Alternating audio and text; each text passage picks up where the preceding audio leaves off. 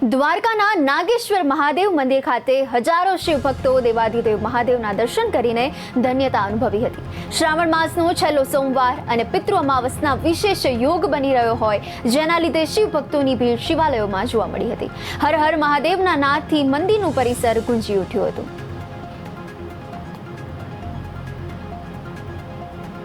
દ્વાદશ જ્યોતિર્લિંગ એટલે કે ભારતમાં 12 જ્યોતિર્લિંગ છે, તેમાંથી 2 ગુજરાતમાં છે। ફર્સ્ટ નંબર ઉપર સોમનાથ અને 8મા નંબર ઉપર નાગેશ્વર દારૂકાવલી।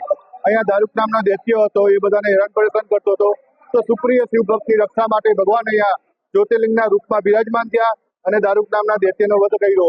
ખાસ કરીને મહાશિવરાત્રી અને શ્રાવણ માસમાં ખાસ કરવાનું મહત્વ હોય છે।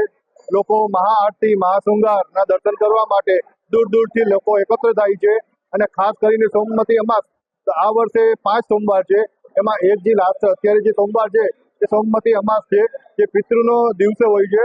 એટલે લોકો દૂર દૂરથી દર્શન કરવા માટે અને ભગવાનને જલાભિષેક દર્શન કરી ધન્યતા અનુભવે છે।